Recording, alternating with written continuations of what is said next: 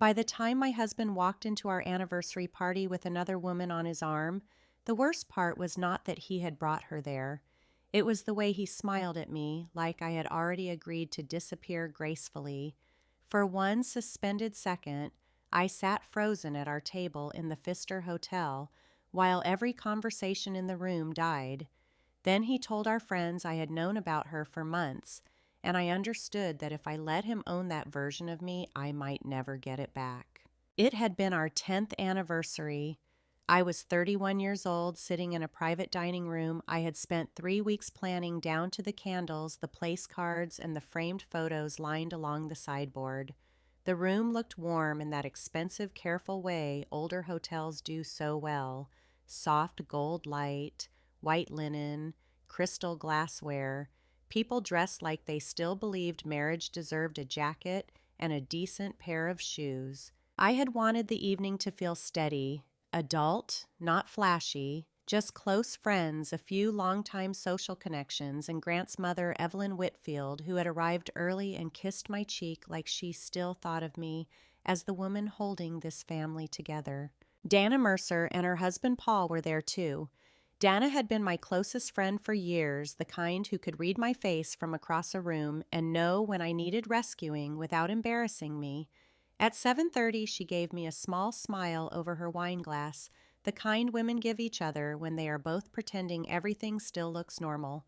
Grant was late. Not alarmingly late, just late enough to make people check their watches and then look up all at once when he finally appeared in the doorway. He had Vanessa Cole with him. She was tall, polished, wearing black silk and the kind of calm expression that made it clear she had not been dragged into anything. She had arrived expecting to belong there. Grant's hand rested at the small of her back with a familiarity that made my stomach drop so fast I had to press my fingertips against my napkin just to stay still. Nobody spoke. Grant looked around the room as if he were stepping into a presentation he had practiced. Then his eyes landed on me. "Nora," he said in that maddeningly even tone he used whenever he wanted to sound reasonable in front of other people, "I think it's better if we stop pretending." He guided Vanessa toward the open chair at our table, the extra chair, the one he had asked me to leave room for. I heard someone inhale sharply behind me. Dana, maybe. Or Evelyn. I never turned to check.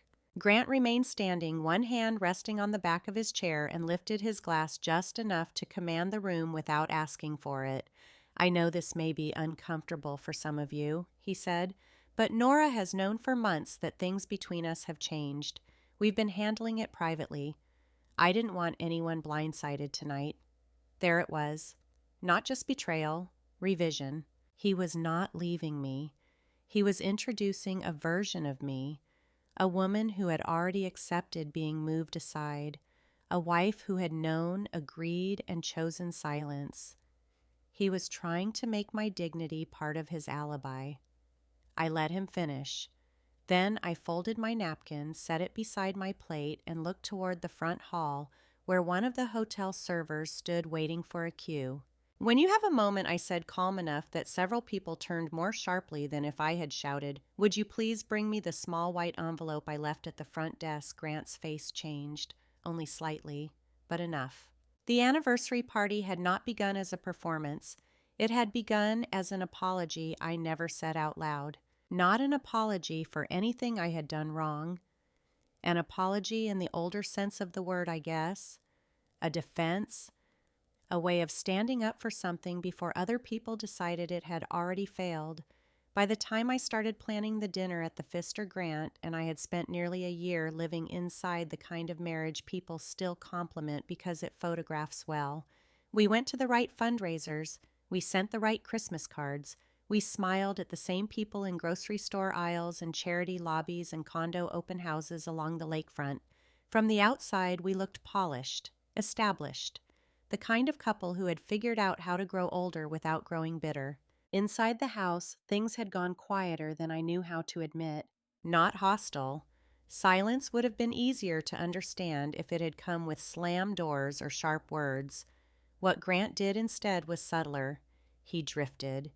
He answered questions with half his attention. He started using business language at home the way men do when they want to make distance sound practical. Everything became timing, optics, bandwidth, future planning. Even our life together began sounding like something he managed instead of lived, so I planned the dinner. I told myself it was because 10 years mattered, because marriage deserved to be marked while it still had shape, because people our age were always too busy until something fell apart, and then suddenly everyone said they wished they had slowed down sooner. But the truth was simpler than that. I wanted one evening that felt like ours before it was too late to ask for one. I chose the private dining room because it felt warm without being showy. I picked low candlelight, not flowers so large people had to lean around them to talk. I ordered framed prints of our wedding photos and a few others from the first years in our townhouse on North Lake Drive before we sold it and moved farther west. In every picture, Grant looked the way I had once believed he was: permanently built, open-faced, amused, slightly impatient with formalities, but still fully there. Dana came over one Sunday afternoon while I was sorting the photo frames on the dining room table. She lifted one of them, a black and white print from our wedding weekend in Door County, and smiled. "You two looked about 12, she said. "We practically were," I said. She studied me for a beat longer than usual. Dana had known me long enough to recognize when I was speaking lightly on purpose. "Are you sure you want to make such a big deal out of this?" "It isn't a big deal," I said. "It's dinner." She set the frame down gently. "You know that's not what I mean." I did know, but knowing and naming are different things. At that point, I was still trying to live in the gap between them. Grant barely glanced at the early guest list when I showed it to him that night. He stood at the kitchen island scrolling through emails while I read names aloud. Dana and Paul, his mother Evelyn, two older couples we had known since our 3rd year of marriage, a few people from my side of work. It felt balanced, personal, human. Then he started adding names. At first it was easy to excuse.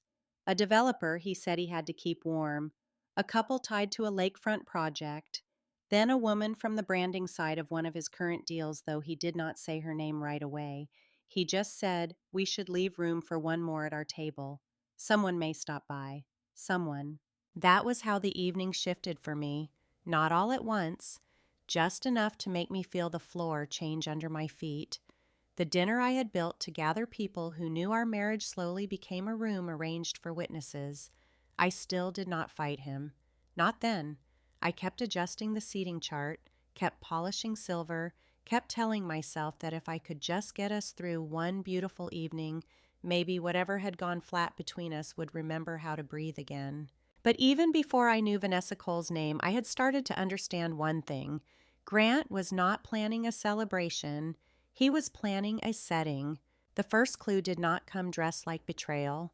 It arrived the way real trouble often does in adult life, quietly inside paperwork, carrying just enough legitimacy to make you doubt your own instincts before you doubt the document.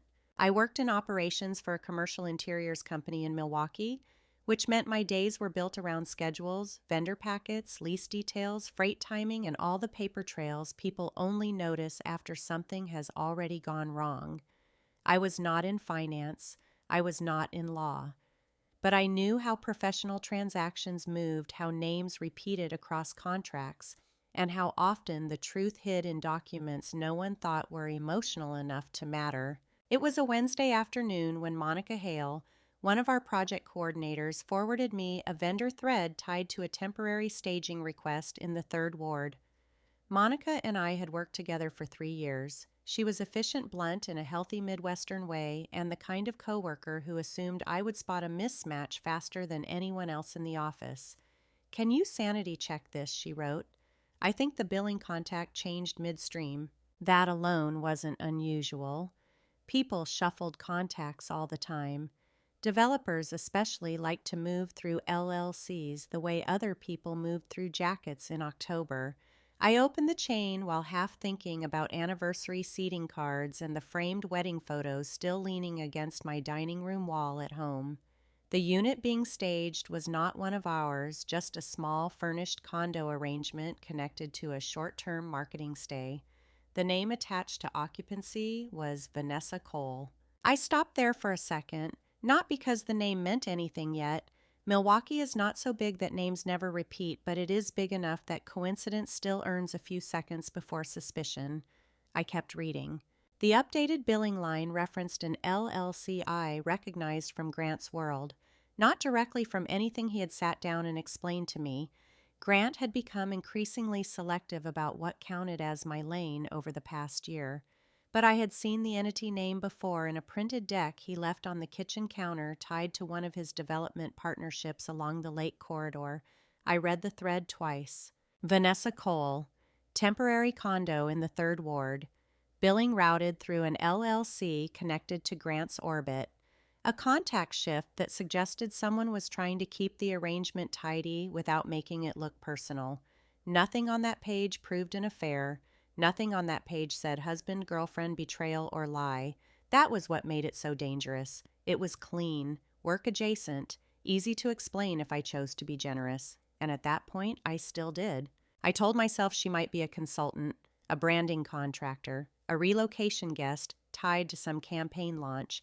In established marriages, women like me get very skilled at writing reasonable footnotes beneath unreasonable patterns.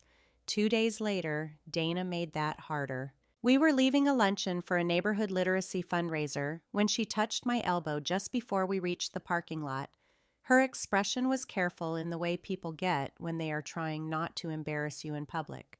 I almost didn't say this, she said, but Andrea Whitaker made a strange comment over coffee. My stomach tightened before my mind had decided whether it needed to. What kind of strange? Dana hesitated. She said something about how gracefully you and Grant were handling things. I thought she meant the anniversary planning, but then she said she assumed you'd known for a while. I looked at her, and for one beat I genuinely did not understand the sentence. Known what for a while? Dana's face changed, not into pity, into certainty. That's why I'm telling you, she said. I drove home with the radio off and both hands locked on the steering wheel. One document could be explained away. One social remark could be misheard. Even together, they were not proof, but they were enough to do one important thing. They told me Grant's silence was not empty. Something was already moving inside it, and for the first time it had a name I could point to, Vanessa Cole. After Dana told me what Andrea Whitaker had said, I stopped asking myself whether something was wrong and started asking a different question. How many people had already been handed a version of my marriage that did not belong to me? That was the shift. Not certainty, not yet, but pressure. The kind that builds when you realize the floor under you may already have been measured, cut, and replaced while you were still trying to stand on it like nothing had changed. Grant did not act like a man afraid of being found out. Looking back, that was the part I should have understood sooner. Men who are sneaking tend to flinch. They hide. They invent last-minute excuses and avoid direct eye contact. Grant did none of that. He moved through our life with the calm efficiency of someone managing a transition instead of committing a betrayal. Once I saw that, I started hearing him differently. At dinner one night, he spent half the meal talking about a lakefront project that had stalled because, in his words, people get nervous when they don't feel a transition is being handled cleanly. He said it while cutting into a pork chop as if we were discussing market conditions and not the private vocabulary of a man rehearsing how to leave without looking cruel. A few days later, I was finalizing the seating chart at the dining room table when he came in, loosened his tie, and glanced down at the list. "Put the Mercers closer to the front," he said. "Tom and Andrea, too." I looked up. "Why, they'll hear just fine from where they are." He gave me that patient little smile he used when he wanted me to feel difficult for asking a normal question. Because they matter. The answer sat there between us for a beat too long. Not because Dana and Paul didn't matter. They did. Tom and Andrea mattered too, in the way social witnesses matter when people want their version of events repeated later in the right living rooms. That was what I began to understand. Grant was not arranging a dinner. He was arranging reception lines for a narrative. I moved names on the chart without arguing. At that point, silence still felt like dignity. Then he said almost casually, "Leave one more seat open at our table." My hand stopped over the cardstock. For who, someone from the branding side may stop by. He did not say Vanessa's name. He did not have to. By then, the absence of a name had started carrying its own kind of meaning. That night, after he went upstairs, I stood alone in the dining room and looked at the framed photographs waiting to be packed for the hotel. Our wedding weekend in Door County, the townhouse on North Lake Drive before we sold it, a summer cookout with Dana and Paul, Christmas at Evelyn's house. In every frame, there was a version of us that had once been real enough to photograph honestly. And then there was whatever Grant was building now. Over the next week, the pattern sharpened. He took more calls outside. He started using "we've had conversations" language without ever actually having one with me. Twice, people reacted to me with that strained politeness adults use when they think a private tragedy has already been privately acknowledged. No one said enough for me to accuse. Everyone said enough for me to understand that I was late to something. That was the real humiliation beginning to take shape. It was not just that Grant might be involved with another woman. It was that he seemed to believe he could decide when my silence became consent, when my restraint became agreement, and when my marriage turned into a transitional inconvenience he could explain away over cocktails. I still had not confronted him, but by then I was no longer waiting for clarity. I was watching him build a room I had not agreed to stand in, and for the first time I understood that if I waited for him to explain it, I would be the last person in Milwaukee to hear the truth. I made the appointment with Claire Hensley on a Monday morning from my car in the parking structure across from work. Not because I was ready to end my marriage. That would have been the simpler story, and by then I knew simplicity had very little to do with what was happening to me. I called because I had finally understood that Grant's betrayal was not staying inside the usual boundaries of humiliation and deceit. It was moving towards something more durable, something that could outlast embarrassment and settle into paperwork, leverage, and property if I did nothing. That was the part that changed me. Claire's office was in a brick building just off East Kilbourne, the kind of quiet downtown suite that felt designed for women who had run out of time to be vague. She was in her 40s, composed without being cold, and she did not waste my hour on sympathy. She asked me what I owned, what I had inherited, what had ever been placed in Grant's orbit, and what exactly I had seen with my own eyes. So I told her. I told her about the condo arrangement in the 3rd Ward with Vanessa Cole's name attached to it, about the LLC that connected back into Grant's development world, about the comments from people who seemed to think I had already accepted some private transition no one had ever spoken to me about the extra place at our anniversary table, about the fact that Grant was not moving like a guilty man. He was moving like a man trying to clear a path. Then Claire asked about the duplex. Aunt June's duplex had come to me before I married Grant after she died unexpectedly and left her small estate split between me and my cousin. It was not glamorous property, not in the way people use that word when they mean lake views and dramatic kitchens. It was a brick 2-family on the west side that produced modest rental income and, more importantly, existed entirely outside the story of Grant building anything for me. It had been mine first. Claire took notes while I explained that Grant had never owned it, but had certainly benefited from what it represented: stability, credibility, a wife with something real behind her name, a household that looked anchored enough to make other men trust him when he talked about risk. "That matters," she said. I remember sitting straighter in the chair. Why? Because if he's using the appearance of marital stability and your independent assets to support Deal's relationships or financing while building a separate life with another woman, then the issue isn't just infidelity. She closed the folder with one finger resting on the edge. The issue is whether you're being used as structural support for an exit strategy. There are sentences that split your life before and after. That was one of them. Until that moment, some part of me had still been waiting for a confession or a slip or some clear emotional scene that would justify all the dread I had been carrying. Claire gave me something less cinematic and much more dangerous. She gave me the outline of a system. Grant had not simply drifted toward another woman. He had begun repositioning People Room's language and credibility before making the move public. If you confront him too early, Claire said, you give him time to change the way this looks. If you wait too long, you give him time to build on top of your silence. I walked back out into the Milwaukee afternoon with my purse on one shoulder and my house keys digging into my palm. That was the real turning point. Not anger, not heartbreak, clarity. For the first time since I had seen Vanessa Cole's name, I understood that silence was no longer dignity. It was exposure. I signed the first set of papers on a Thursday afternoon with a pen. Claire Hensley slid across her desk without ceremony. There was nothing dramatic about it.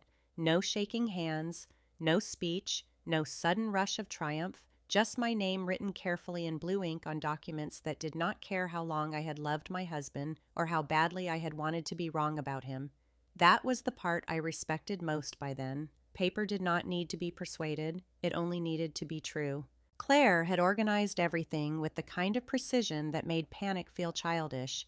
A formal notice regarding the duplex Aunt June had left me, language restricting Grant from presenting leveraging or implying access to that property in connection with any financing partnership or business credibility going forward.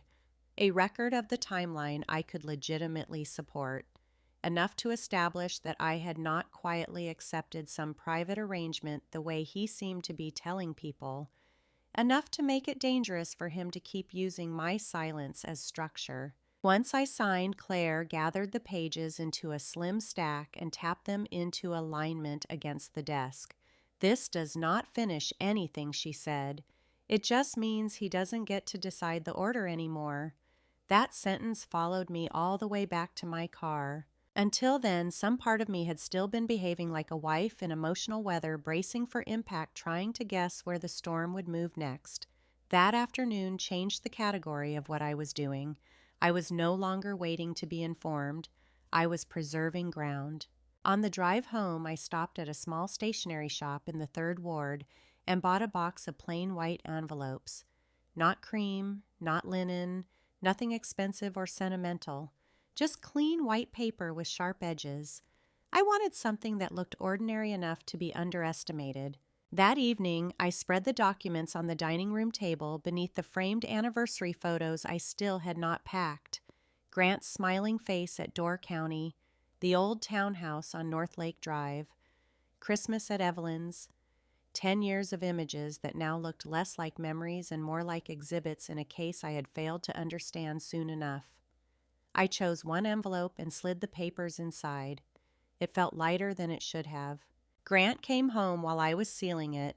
I heard his key in the front door and barely had time to slip the envelope beneath the seating chart before he stepped into the dining room. He loosened his tie, glanced at the table, and looked at me with that distracted half-focus he had been giving me for months. "You're still working on this?" he asked. "It's this weekend," I said. "Things don't set themselves." He gave a short laugh and reached for the guest list. "You always did like making things look effortless." The sentence might have sounded like praise to someone else. To me, it sounded like ownership. His eyes moved over the chart, over the table assignments, the names, the room he believed I was still building for him. Then he tapped one space lightly with his finger. "Make sure that extra seat stays open." I looked at his hand, then up at his face. "You still haven't told me who that's for." He smiled. Not warmly, defensively, the kind of smile people use when they want to make curiosity sound unreasonable. "It's nothing you need to worry about, Nora. Nothing." That was his first real response once my silence stopped belonging to him. Not confession, not apology, not even anger. Minimization. He wanted the question smaller than it was. Wanted me smaller for asking it. I let the moment pass. I even nodded. Then I waited until he went upstairs before I took the envelope back out and held it in both hands. That was the point of no return, not the signing, not the evidence, the acceptance of what came next. Grant still thought he was planning an entrance. He had no idea I was preparing an object small enough to fit in one hand and heavy enough to change the balance of the whole room. By the time dessert menus should have been circulating, the room had settled into that polished, expensive rhythm hotels are built to create. Candlelight moved across glassware. Waiters stepped in and out without seeming to. Conversations rose and fell in the warm, practiced tones of adults who had known each other long enough to skip the performance of excitement and arrive at something steadier. From the doorway, it would have looked like a successful marriage being honored exactly the way it should have been. That was the last honest thing about the evening.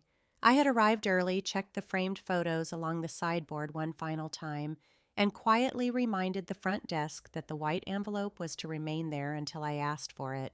After that, all I had left to do was sit down, keep my face composed, and wait to see whether Grant would be as reckless as I had come to believe he was.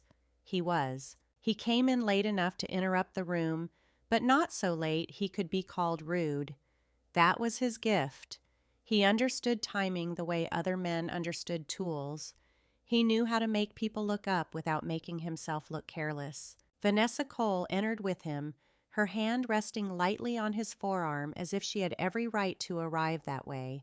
She was dressed in black, understated, and expensive, which somehow made the whole thing feel more deliberate. She did not look like a secret. She looked like a replacement chosen for public viewing. I felt Dana go still before I turned my head. Evelyn, seated 2 chairs away from me, lowered her fork and did not lift it again. Grant did not apologize for being late. He did not act flustered or uncertain. He walked Vanessa straight toward our table, toward the extra chair he had told me to leave open, and set his hand at the back of it like a man claiming space he already believed had been cleared for him. "Nora," he said almost gently, thank you, for the chair, for the room, for the audience."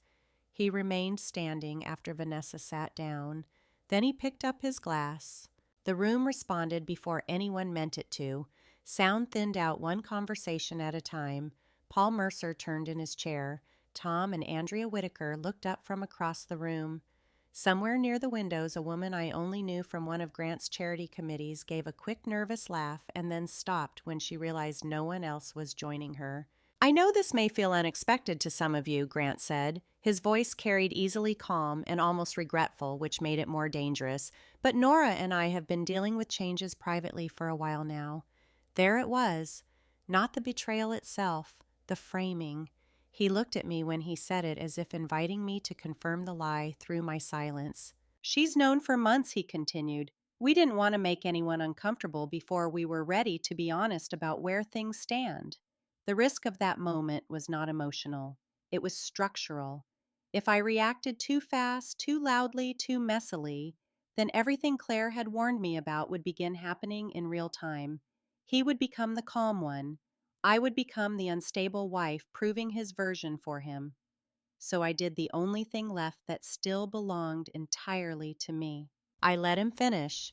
Then I folded my napkin and set it beside my plate with a steadiness I did not feel in my bones. I turned toward the server waiting near the archway and spoke clearly enough for the nearest tables to hear me. "When you have a moment, would you please bring me the small white envelope I left at the front desk?" Grant's face changed before anyone else's did. Only for a second. But that second was enough. Because he had entered the room expecting to control the order of things, and for the first time all night he understood there was something here he had not staged. The server returned with the envelope in less than a minute, though the room had stretched time enough to make it feel longer. He carried it on a small silver tray, as if it were nothing more than a note someone had forgotten at the front desk. Plain white, no name written across it, no flourish, no sign that it contained anything heavier than paper. That mattered. I had not wanted drama built into the object itself. I wanted the weight to come only after it was opened. He set it beside my plate. I did not touch it. I slid it across the table toward Grant. That was the first adjustment I made in real time. Until that moment, part of me had imagined opening it myself and saying exactly what it meant. But the second I saw his face at the end of chapter 7, saw how quickly he had started searching for the angle that would make me look unstable, I understood Claire had been right. If I narrated too much, he would try to turn the room back into a dispute. If he opened it himself, the room would have to watch him receive reality before he could edit it. Grant looked down at the envelope, then at me. "Nora," he said softly, the way men do when they are trying to sound gracious in front of witnesses, "this isn't necessary." "It is," I said. Vanessa shifted beside him, not away from him, not yet, but I saw the first sign that her certainty had loosened. She had arrived prepared for discomfort. She had not arrived prepared for paperwork. Grant picked up the envelope and gave a short breath of laughter that fooled no one. "You really want to do this here?" That question answered something for me. He still believed location was his protection. He still thought that because he had chosen the room, he owned the rules inside it. He opened the envelope. The first page was the filing confirmation Claire had arranged earlier that afternoon. Not the full argument, just proof that a formal process had already begun before he had walked into the hotel with Vanessa on his arm. His eyes moved across the page once then, again slower. The second page did what I had needed it to do. It set a boundary in language Grant respected because it was the only kind that ever made him stop. The duplex Aunt June had left me was not his to represent, leverage, imply access to, or use as part of his credibility in any pending deal, financing conversation, or partnership arrangement. Clean language, no theatrics, no accusation beyond what could be supported. By the time he reached the summary page, the room had gone so quiet I could hear silverware resting against china at a nearby table. Vanessa leaned closer. "What is that?" Grant did not answer, so I did not rescue him. That was the second adjustment.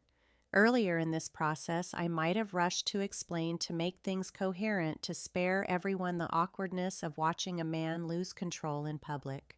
But the whole point of the evening, at least in Grant's mind, had been to let him use my composure as a tool. I was done helping. The summary page was short. It did not need to be long. Vanessa Cole's name, the Third Ward condo arrangement, the LLC connected to Grant's development network, enough timeline to show that I had discovered something real and acted on it, enough to expose the lie that I had known for months in the way he wanted the room to believe. Vanessa's face changed first, not heartbreak, calculation interrupted by alarm. That was when I understood the strategic truth beneath all of it. Grant had not told one lie. He had told a tailored set of lies, each one fitted to the person who needed to believe it. One for me, one for the room, one for Vanessa. The envelope did not just challenge him, it forced all three versions into the same space at the same time. And once that happened, he could not control which one collapsed first. Once the papers were in his hands, Grant lost the one thing he had counted on more than charm: control of the order. That was what I saw first. Not fear exactly, not yet. It was smaller than that and in some ways more revealing. A pause behind the eyes, a split second in which a man realizes the sequence he designed for other people has been interrupted, and that every word he says from here on out may only make the damage easier to name. Vanessa was the first person to force that damage into the open. "You told me this was already settled," she said, still looking at the summary page. Her voice was not loud, but the room had gone so quiet it did not need to be. "You told me she knew." Grant did what men like him always do when two versions of themselves collide in public. He reached for tone before truth. "It is settled," he said. "Nora is being dramatic because she wants to make a private transition look theatrical. It might have worked if he had said it an hour earlier. It might even have worked if I had reacted like a wounded woman instead of a prepared one. But the documents were already on the table between us, and they had done something words rarely manage to do once a lie has started moving. They gave the room a structure for what it was seeing. Dana was the first friend to stop pretending courtesy mattered more than clarity. "No," she said, and I could hear the anger she had been swallowing since Grant walked in. What's theatrical is bringing another woman to your anniversary dinner and telling everyone your wife agreed to it. Grant turned toward her with the brittle patience of a man trying not to crack. You don't understand the context. Paul Mercer leaned back in his chair and said almost to himself, "That's usually what people say when they've run out of facts." Across the room, Tom Whitaker had not spoken yet, but he no longer looked neutral. Tom was the kind of man Grant liked to impress older, well-placed, tied to money in ways that didn't announce themselves loudly. I watched him glance once at the papers, once at Vanessa, and once at Grant. Then he quietly reached for his jacket from the back of his chair and slipped his phone into his pocket as if some conversation later that week had just been canceled in his mind. That was the first visible cost.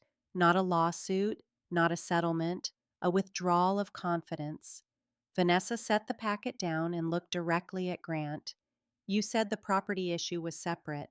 The sentence landed harder than anything else that had been said so far, because it confirmed what mattered most. He had not simply lied to me about her.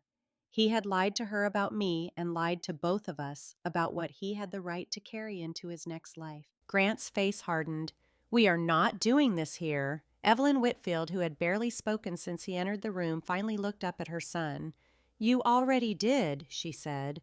The whole room felt like it shifted after that. Not physically, morally. The last thin cover of social politeness tore away, and suddenly no one seemed interested in helping Grant preserve his dignity.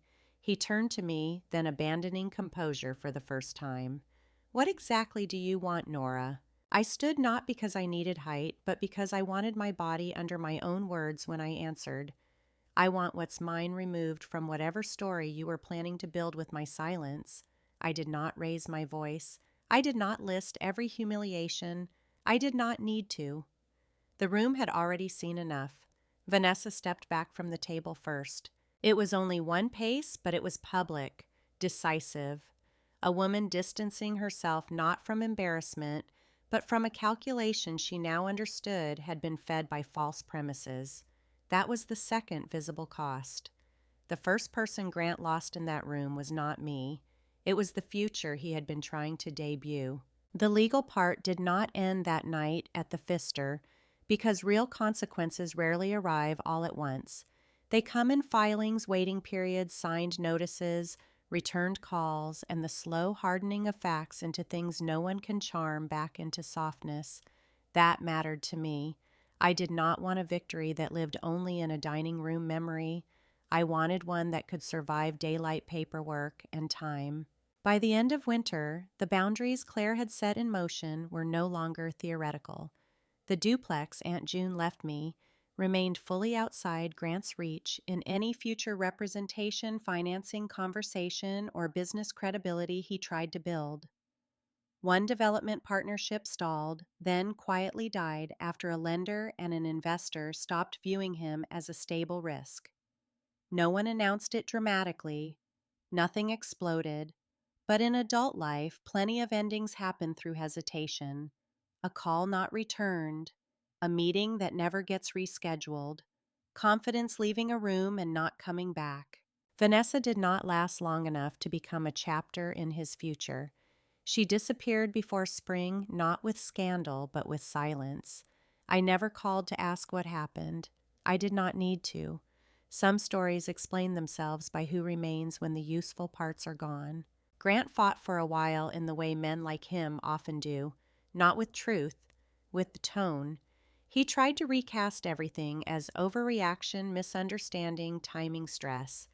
But that only works when other people still want the easier version. By then, too many had watched him choose the harder truth with his own mouth. Donna and Paul stopped inviting him. Tom Whitaker never resumed the conversations Grant kept insisting were still alive. Even Evelyn, who had loved him longer than anyone in the room that night, came to my house one Sunday and sat at my kitchen table in a long silence before saying I kept mistaking confidence for character. I did not argue with her. There was nothing left to soften. When the separation terms were finally settled, I took off my wedding ring in my own bedroom on a Tuesday morning and set it in the top drawer beside the white envelope. Not because the ring meant nothing, because it had meant enough and I was done letting old meaning govern a life that had already moved forward. I changed my work too. Not all at once and not recklessly. I kept my salary until I had enough saved, then started a small side business helping older homeowners organize the paperwork that overwhelms people when life changes fast. Property records, vendor schedules, downsizing plans, disclosure packets, all the quiet details that can make a person feel powerless in their own house. By summer, it had a name, a waiting list, and the kind of referrals that come when people trust not only your skill, but the steadiness behind it. That steadiness had cost me something. My marriage, my old social ease, the version of myself that believed love would always correct what respect had stopped protecting. But it gave me something back too, my own threshold, my own name, my own future unedited. I did not win because Grant was embarrassed in public. I won because when he tried to turn me into a woman who had quietly agreed to be replaced, he discovered too late that I was still standing inside my own life with the keys, the records, and the final say. If you've ever had to choose between keeping the peace and protecting your dignity, I'd love to hear what that looked like for you. If this story stayed with you, you can like it and stay for the next one. Sometimes another story arrives right when you need language for your own.